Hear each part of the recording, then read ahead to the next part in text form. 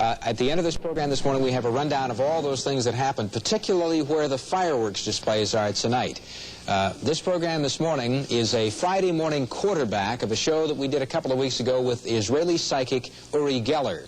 My guests this morning are a psychologist and a magician who think they can explain most of what Uri Geller has done in the past, and particularly on this program, and we'll let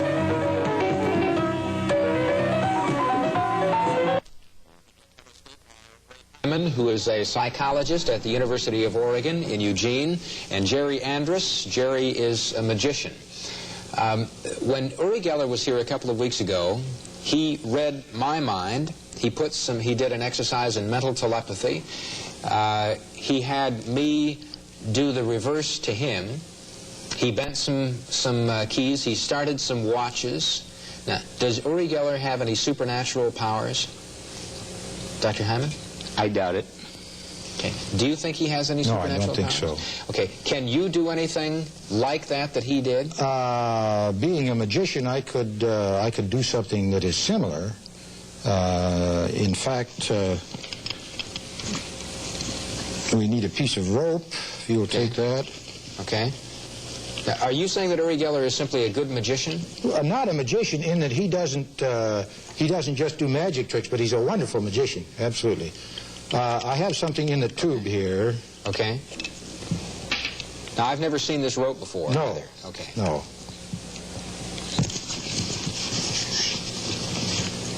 It's a steel needle. It's perfectly straight. I'll aim it right at the camera, and the camera can see, in fact, look, it is straight no matter how I turn it. Now, would you just thread the rope on the needle, please? Okay. Coming through this way? That's fine. Okay. And now you hold the ends of the rope so there could be no possible trickery. Okay. Now, would you take the pen and put your initials right on the needle? On the needle? Yes, right on the eye there. Here? Yes. And then put a number or anything so that I couldn't switch the needle. Anything you'd like. Okay. Okay, fine. Now, would you hold the rope? Just hold it near the end, please. There we go. Okay. Now, if I had the power within my mind, you see, like this, if I could stroke this needle, and if I believed myself that with my mind I could soften this needle like this, if I believed that I could bend it, I don't think it's going to work. Yes. Can you see it bend? Look, it's bending. Yeah? It is bending. Look, the steel is softening. Look, it's bending. Look, it's bending up from below.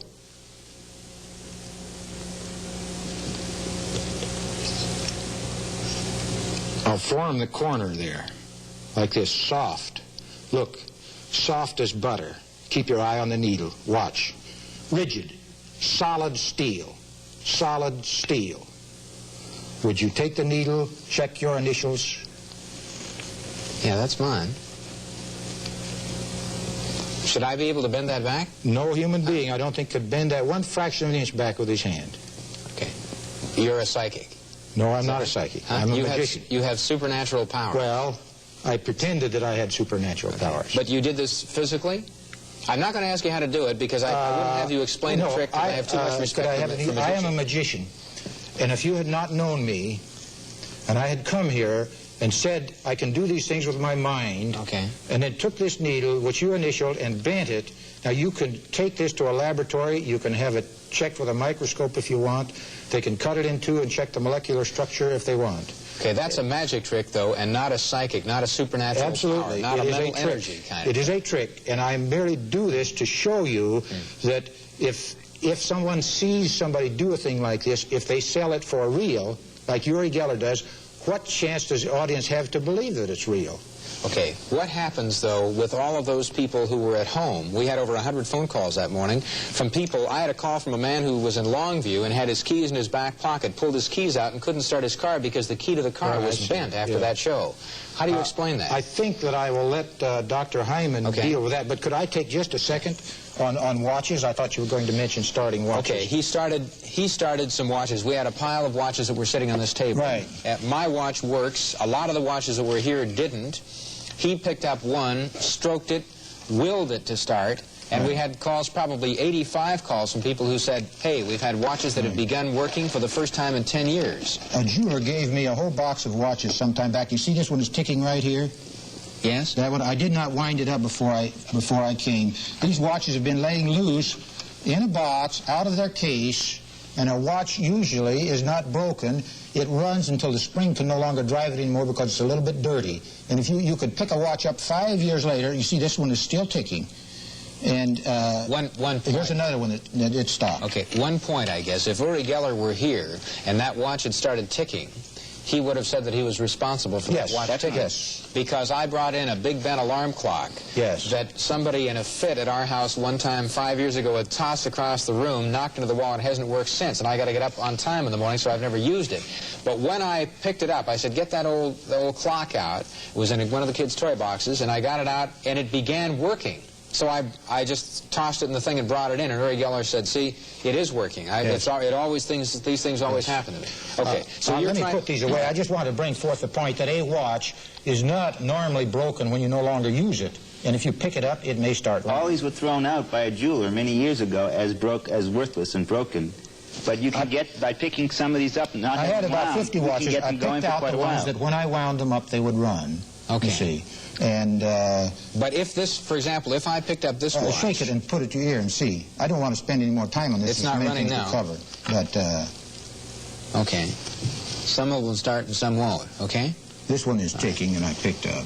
Now, I'm not trying to fool you. This is I'm just. But you're saying that's a purely natural. Well, and it can be. It certainly can be. Yes. In a group of 40,000 people who watch the show, if 100 of those people have watches that have not this worked... one's ticking, just because I moved it. Okay. It may stop, laying on the hand. Okay. Now, one of the things, and now we've covered one reason why the home viewers will call and say something is working that didn't work before, because, in fact, well, watches are one case where, in fact, jewelers have told us, watchmakers have told us that if a watch sits around unwound for quite a bit of time, and then you suddenly pick it up, the slightest jarring might get it to going for sometimes quite a while, just naturally. Okay. So one of the reasons that people do call up and say that their watch is going now is because the watch does start going again. Sometimes watches aren't broken even. It turns out many people bring watches to jewelers, and they thought it was broken for 4 or 5 years, and the jeweler finds it's just a piece of dirt stuck in there, and just a little shake and beginning to wind it again, and it's going again. Let me bring out one other thing. Before we got underway with the show, Uri Geller asked me to go into the dressing room with him and take a pad of paper and write something down, put it inside my pocket, and then he would, at a later time during the show, call for it. He didn't see it. He didn't see me doing it. He didn't look at me when I was doing it. He say you didn't look at you. What was he doing? He was sitting, well, let me explain. We went in, we sat facing one another, and he said, take out the pad of paper, and then draw something, draw a symbol, draw anything on this piece of paper. And he said, I'm not going to look at it. And so he turned away, and I think he covered his eyes. And then he said, oh, and be sure and make it large. Did I just give something away? Because he turned back to me and said, be sure to make it large enough. Right. Okay. Can I show you what I was doing? Right. Where are we? We'll show it here. I was going to write a happy face, and I got the 2 eyes. We can see it on the camera, on the monitor over there. The 2 eyes and the little head. And he turned around and he said, be sure to make it large. So I made it larger and drew the whole face. Okay? He didn't see it. I don't think he saw it. You don't think he saw it? I folded it up. You gotta be sure. These things are important. I folded it up and put it in my pocket. Later on, he said, that thing that's in your pocket, would you take it out and show it, or would you take it out? No, I guess he just said, let me think of what it is. I watched the tape. He didn't, okay. You only brought it out of your pocket after he said. Right. So he said, let me see what I'm doing. Let me see what I'm doing. He said, I think I see this. This is the first one. No, that isn't it. And this is what he did first. And then he brought out, then he started working on it again and brought this one. Well, I had drawn 2 figures, and he comes out with 2 figures. These are my 2, and these are his 2. Out of all the symbols in the universe, do you think that he just at random picked that and said that's what it is? And how did he know that there were 2? How do you explain that? Oh, well, First of all, he emphasized, you remember, that only you two are alone in the room as a virtue. He's good. He's learning. By the way, I first saw him in December '72 when he was at Stanford Research Institute. Spent a day with him. He has a variety of ways. My guess is what he did with you was what he's expert at. When he apparently turns away, sometimes he covers his eyes like this. When you're drawing, he's very good. He just needs a quick glance, but he uses arm movement and pencil reading. He's excellent at it. What's that? If he gives you a pad, in fact, the reason he wants you to draw it large because your arm movement's even bigger. Okay. When I was at Stanford Research Institute, I sat beside him. And when all these tests, whenever I was able to read someone's arm movement and know what they had put on the pad, he was able to do it. When I wasn't able to do it, he wasn't able to get it either. So this is one of the things. He uses a variety of techniques, by the way. He's an opportunist, and he's always ready for a variety. This is why it's impossible to duplicate him as such, because he himself can't duplicate himself. He's always ready to do a number of things, and he always has to have a number of tests because he's always doing something at a time when you think he's doing something else. That's his major technique. Misdirection, is that right? Misdirection, yes. And he's excellent at it. He's superb. Okay. Can you... Ray, could I interject a thought here? Dick, I called the Stanford Research Institute yesterday. I told the man that I was going to be on a TV program in response to a Geller performance, and that I had read various and sundry things, and I wanted to know what, if anything, Stanford Research had published on their Geller findings. He mentioned one article in Nature magazine, and I said that Geller frequently mentions about these things under test conditions, like under the bell jar, never touching it. And the man who I talked to told me, his name was Ronald Deutsch, and he said that SRI, Stanford Research Institute, has never confirmed that Geller had psychokinetic powers. In all cases, he had to hold them by hand. He's talking about the keys and stuff that were bent.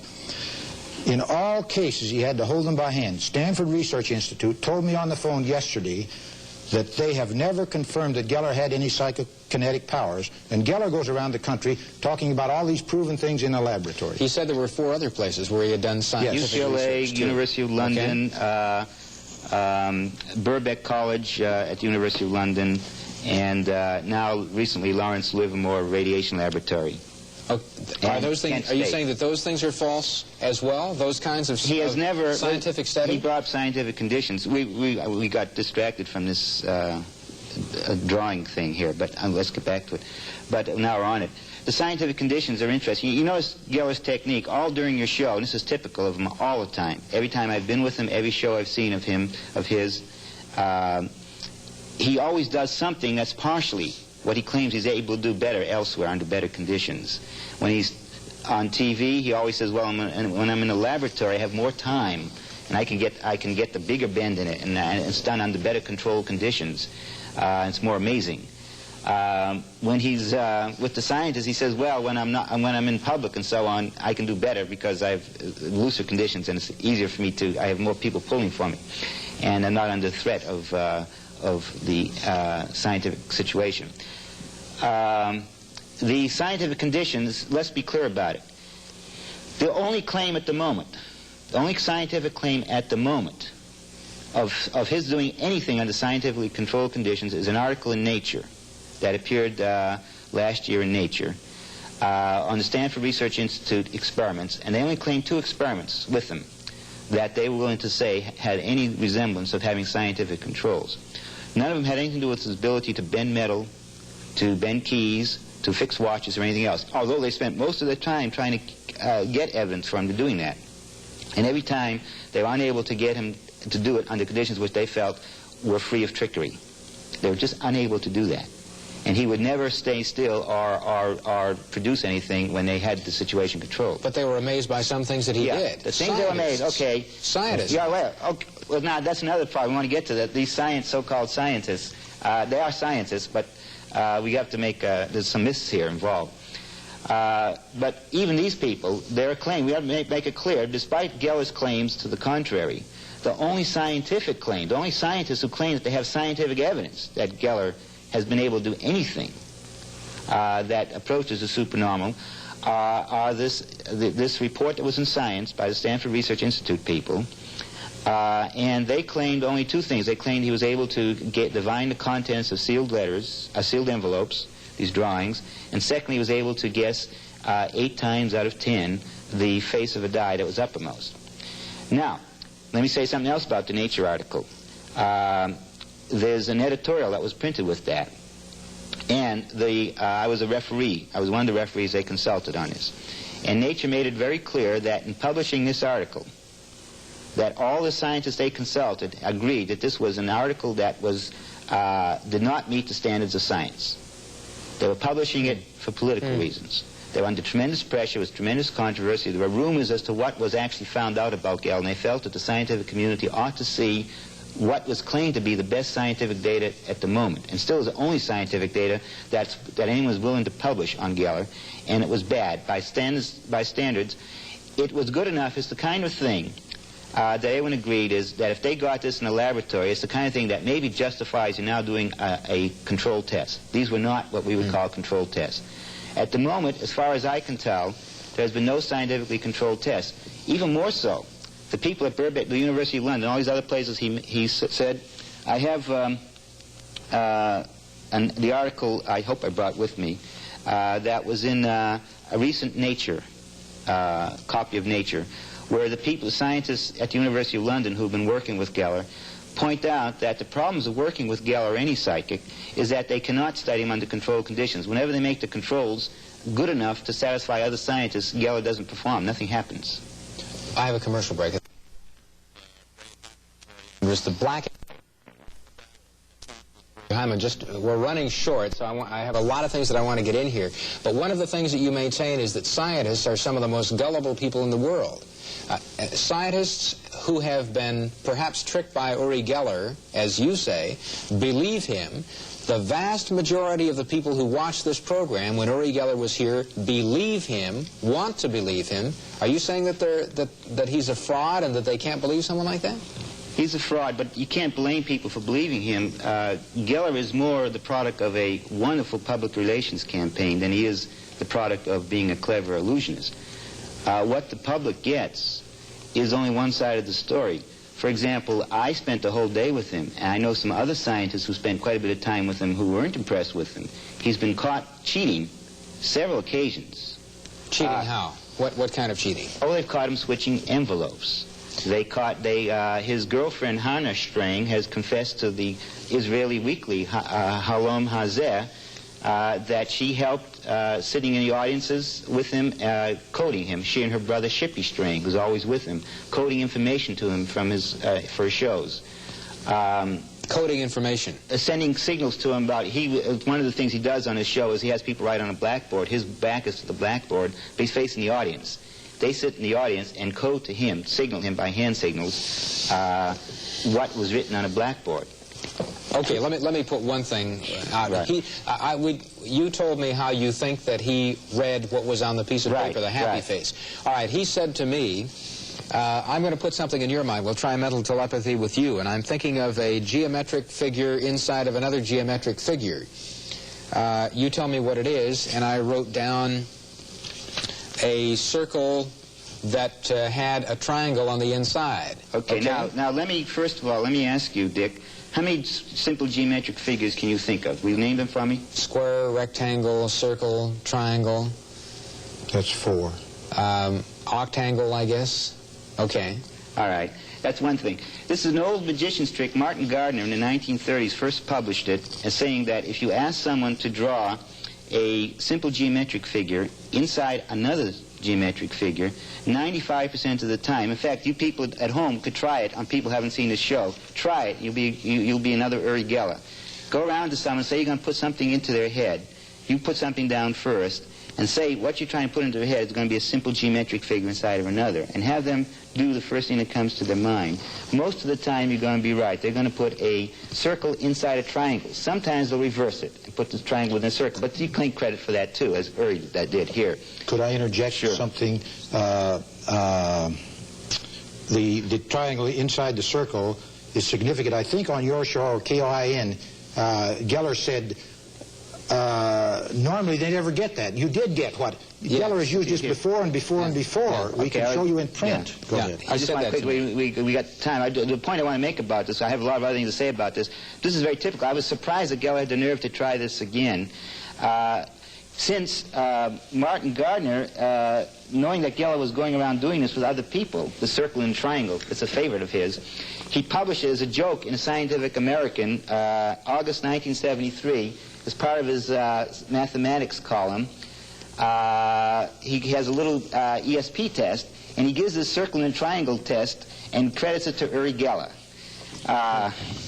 He also, in another case, this is a nice, if you want to know how Geller does most of his tricks, Martin Gardner, as sort of a gag, has written a book called Confessions of a Psychic by Uriah Fuller. That's to avoid any entanglements. And Uriah Fuller is Uri Geller's big rival. The only difference between him is Uriah Fuller, according to this booklet, has blue eyes and Uri has brown eyes. But it tells, this is the Confessions. It tells how he does all his key bending, how he fixes the watches, how he does his mind reading, and it has. Interesting enough, he says, I ask a person to draw a simple geometrical figure. Then I ask him to draw a different geometrical figure inside the first. Most people draw a triangle and put a circle inside it. So I draw the first and send it to him by telepathy. If he draws a triangle inside a circle, that's close enough to be a hit. Sometimes I start by saying, quote, draw a simple figure, like a square. Then put another figure inside. He'll never start with a square, and how many simple figures are left? Okay, can you, all right, to show this through magic, you used to do palmistry, right? You used to read people's minds? You used to do things like that? As entertainment. All right, as entertainment. Can you read my mind? Well, we could try. Can you try a little coincidence? Yeah, I mean, can you do what he did? Because we don't have time. Again, remember, we're rushed with time, so I don't have the time to spend hours with you. But let's see. I don't know whether we're going to be in tune now. You could say that, Jerry. It's okay. Oh, all right. Why don't you? Which book? We'll deal with the coincidence. See if whether we can simultaneously see what happens here.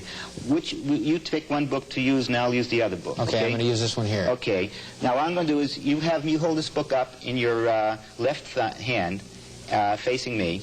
Okay. And I'm going to use just hold it to the bottom with like this. Okay. Okay. Good. And I'm going to turn it this way. So I'm going to look at one word this way with my left thumb, okay? The first word on the page, the first complete word. Okay, I have a word. Okay. I'm going to have you do the same thing in this book. Just look at the first complete word with your left thumb. Just take your left thumb and push it. Yeah, that's it. That's it. You can change your mind. You want to change your mind? I do. Yeah. Yeah, please do if you'd like to. You got a word? Yeah. You want to change your mind again? No. You can change your mind as much as you want. Okay, you have a word, I have a word, right? Yeah. Oh, wait a minute. Okay. Better if we had a... Do you want another pad or something? No, I just want some crayons. Do we have something to write with on that? I've got, there's a pen. Okay. Do you have something to write with that will show up? Yes, I have. Okay, good. Can I use this? Yes. Jerry? Yes. All right. When I say go, you put the word that you have a mind. You have a word in mind, right? Yeah. You want to change your mind at all? No. Okay, I have a word. Wait, let's go. Okay. What word do you have? Past. Look at that. You couldn't do that. Back to his own trick. You couldn't have done that. You couldn't possibly have done that. Well, it's an interesting coincidence. How many But I did it possibilities the are in the second book? time. What was the first one that I chose then? Do you know what that was? Do you want to try and think about it? Yes, I know See if what I the can get it. I first- don't always go. Sometimes I may need some help, but let me try. Are you putting something? Look it. You got a word, another word in mind, I've got right? another word. Okay, you got another word in mind. Wait a Okay. minute. You didn't turn your back to me, did you? Think. Yes, he did. Okay. All right. He's back. Let's do like Uri did. Think. Don't even write it down. All right. See, but try and write it in your mind. Okay? You writing it in your mind? Yeah. Imagine you're writing it in your mind. All right. Do it once again. We don't have as much time as. Let me see if I can get something. I get something, but I'm not. It's not a name of a person, is it? No. Okay. I thought it was the name of a person, but I think let's try. I think he does have telepathic powers. I think he's very good. What is the word that you That's had? it. It's from. I could see you writing it there. From. That was the first word that you couldn't possibly have done that. I know I can't possibly have done it, but I did it, didn't I? Okay. But you're saying that this is by natural means. I'm a trickster. Yes, I use psychology. I'm a psychologist. I use psychology, and combined with trickery, I can do these things. I don't do it as good as Geller. I don't have the sex appeal Geller has. That's why I'm making money as a college professor instead of being Uri Geller. I also can't lie convincingly. I would tell you, if you ask me directly, I have to tell you it's a trick. Geller would not. Geller would say, trick? Me do trickery? Why? How could you say anything about that, about me? Innocent, sweet me, Uri Geller. I wouldn't use a trick at all. He said that when you asked me. I remember you asked him on the program. Did that convince you? Were you as amazed about that transference as I was? And you say that that was done by natural means. That's simply a trick. Yes, trickery. Okay, we have 30 seconds left or something like that. You used to read palms. Right. Is palmistry, astrology, numerology, what have I forgotten? Tarot cards, all the rest, also just a bunch of trickery, no matter who does it? Not trickery as such. Now, we get into psychology here. I went into psychology because I used to believe in palm reading. I was very effective at it. And one day, someone convinced me to read all the lines backwards. Yeah? And to my amazement, I was just as effective as I ever was. It startled me. Since then, I've done a lot of research in it, and we found that it's impossible. If you get the person in the right frame, the frame of mind is all important. This is what is important about Geller. If you get people in the right frame of mind, and they're cooperating with you, remember he says you got to cooperate, you got to try, you got to want it to bend, you got to believe. It'll work. Okay, if you do that, and then you give them almost any kind of a poor reading, even a poor reading, not a sophisticated palmistry reading or something like that, they make it. They will make it. Fit it to themselves and believe that you're telling them about their unique personality. Ray Hyman, Jerry Andrus, thank you for joining us. I'm sorry we don't have any more time. We'll do this again.